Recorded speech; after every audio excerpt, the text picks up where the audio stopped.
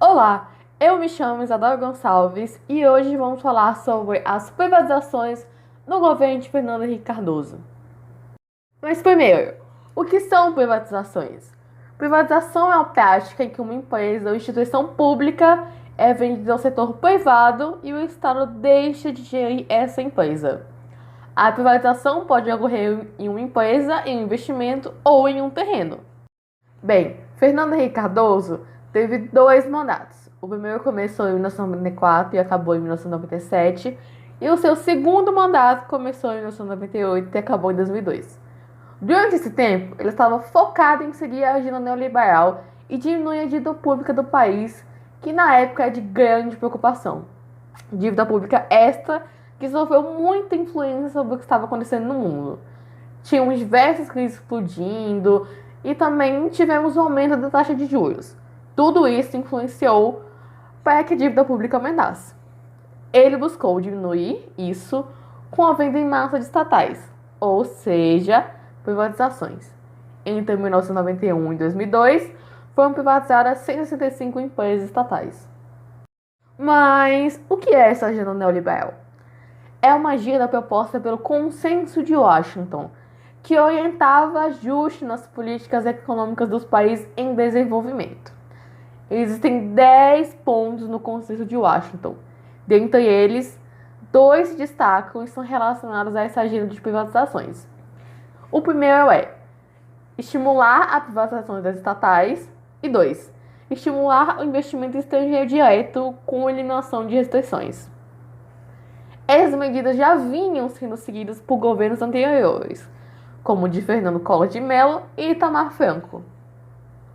Mas nem sempre vender estatais é a solução para o problema, porque é comum que neste processo as empresas sejam vendidas por valores menores do que elas valem. Vários setores foram atingidos por essas privatizações, mas os setores mais afetados foram os setores de telecomunicações, empresas de distribuição de energia elétrica e mineração. Por exemplo, a Vale do Rio Doce foi vendida por 3,3 bilhões de reais, mesmo tendo um faturamento anual de 2 bilhões.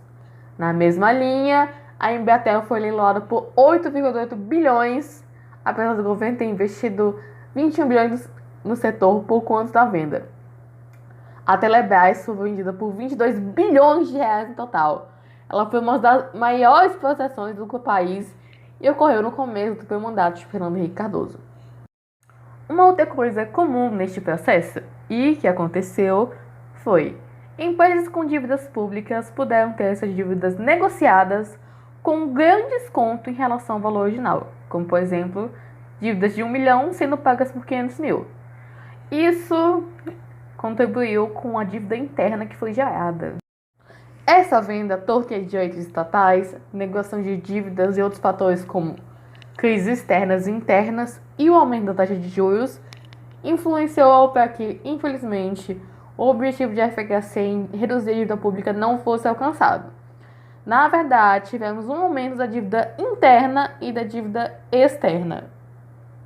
A justificativa dessas privatizações na época era a promessa de redução de tarifas e modernização de serviços, juntamente com o argumento que essas empresas não davam lucro para o Estado. No entanto, muitas empresas vendidas tinham dinheiro em caixa. Quanto às promessas de melhores serviços e redução de tarifas, não foi exatamente o que aconteceu. As taxas aumentaram e alguns serviços permaneceram precários, enquanto outros melhoraram. Enfim, podemos concluir que as privatizações na época do governo do FHC não foram muito boas para o Brasil. As empresas estatais, a venda dessas empresas estatais aumentaram a dívida do Brasil e contribuíram para o empobrecimento da população, que teve que arcar com maiores taxas cobradas sobre os serviços que já não eram tão bons e alguns pioraram. E aí, gostou do vídeo?